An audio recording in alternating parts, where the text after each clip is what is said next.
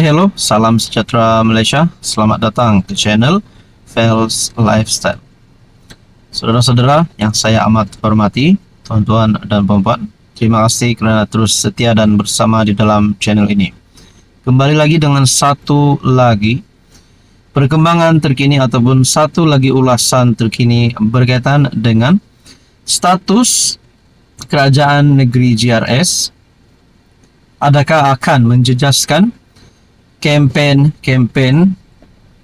kerajaan negeri GRS dan parti-parti di dalam kerajaan negeri? Sekiranya skandal rasuah di Sabah yang viral baru-baru ini melibatkan beberapa wakil rakyat daripada GRS ataupun kepimpinan tertinggi kerajaan negeri Sabah. Kalau benar ada nama ketua-ketua pemimpin-pemimpin di dalam GRS yang terlibat dengan skandal ini, adakah ini akan memberikan kesan yang buruk kepada kerajaan negeri GRS bagi mendepani pilihan raya negeri yang dijangkakan akan diadakan pada tahun depan? Pengumuman daripada Ketua Menteri Sabah Haji Jinor sebelum ini berkaitan dengan tarikh pilihan raya negeri adalah pada bulan Oktober 2025.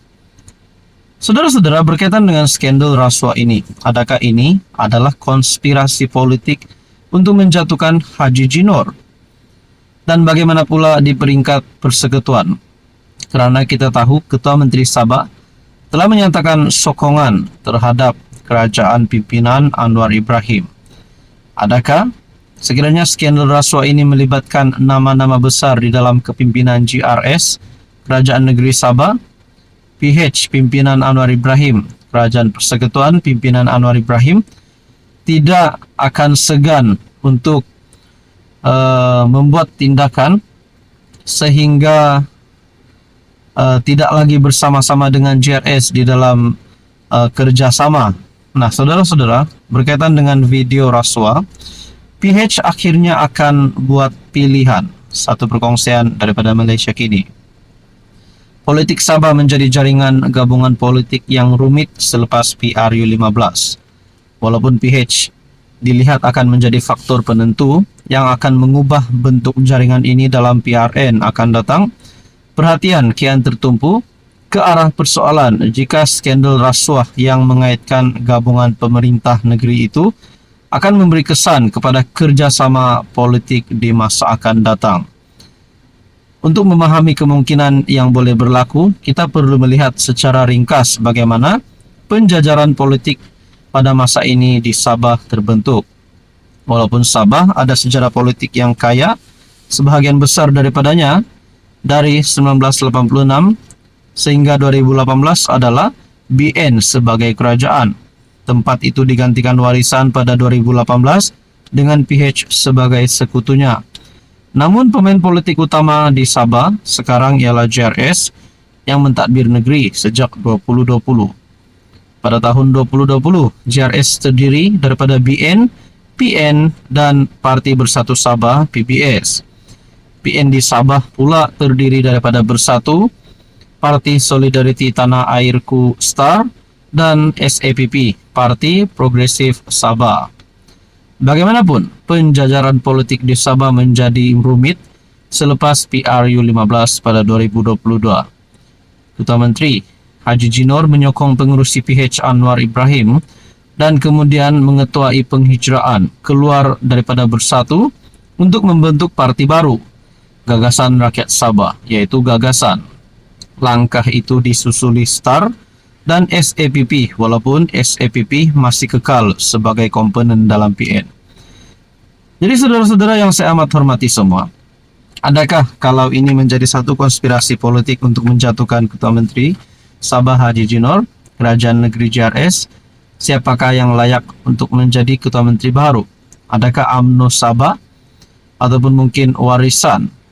Saudara-saudara, apa komen? Hello semua, salam sejahtera Malaysia.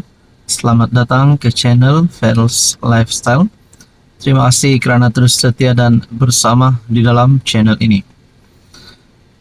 Tuan-tuan dan puan-puan, berkaitan dengan isu kes skandal rasuah yang masih lagi menjadi cerita seluruh rakyat Malaysia, terutamanya di negeri Sabah, berkaitan dengan skandal rasuah yang berlaku di Sabah, yang juga melibatkan nama 8 wakil rakyat, yang juga melibatkan nama Ketua Menteri Sabah, Timbalan Ketua Menteri Sabah.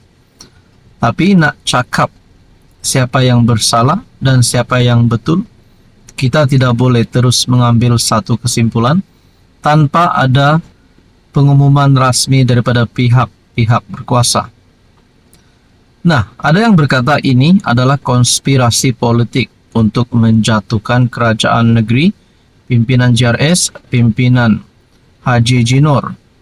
Nah, saudara-saudara, ini beberapa komen yang saya terima melalui ruangan komen di dalam channel dan video di dalam channel ini. Ada yang berkata, bila mau pilihan raya, sudah banyak yang timbul, keluar fitnah bertubi-tubi.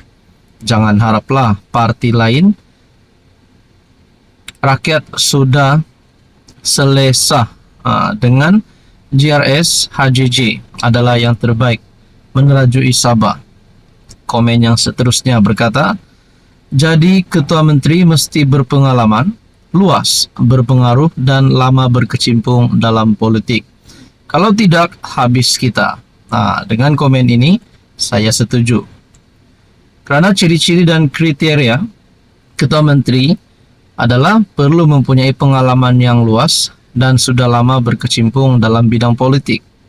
Dan saya ingat komen yang lain berkata, perlulah bersih dan bebas kes mahkamah. Nah, itu adalah antara poin yang utama untuk menjadi ketua menteri. Jadi adakah ketua menteri baru nanti, kalaulah Haji Jinor sudah tamat penggalnya dan ketua menteri baru dilantik? Nah, kriteria-kriteria yang diminati oleh rakyat khususnya di negeri Sabah adalah bersih dari mahkamah. Komen yang seterusnya berkata, nah ini menyebut nama presiden warisan. Datuk Seri Shafie Apdal paling layak. Karisma, pengalaman, komitmen, idea and pandangan jauh untuk membina ekonomi. Pernah jadi CM 26 bulan, tapi 12 bulan hadapi COVID-19. Bagi dia ruang untuk 5 tahun, kita tengok. Kalau gagal, kita tukar lagi. Jadi saudara-saudara, komen yang seterusnya juga menyebut layak Ketua Menteri Sabah yang baru adalah DSSA, Datuk Seri Shafie Apdal. Rupanya ramai yang berminat Presiden warisan untuk menjadi Ketua Menteri Sabah lagi. Menurut anda tuan-tuan dan puan, selain daripada Datuk Seri Shafie Apdal, adakah Bung Mokhtar juga layak untuk menjadi Ketua Menteri Sabah? Sedangkan beliau hari ini mempunyai kes mahkamah. Nah, bagaimana pula dengan Haji J? Adakah beliau layak untuk terus memerintah? Layak untuk terus meneruskan penggalnya sebagai Ketua Menteri Sabah? Saudara-saudara, berkaitan dengan isu skandal rasuah yang berlaku di Sabah, Anda rasa apa yang akan berlaku selepas ini? Teruskan bersama di dalam channel ini untuk info dan isu yang seterusnya.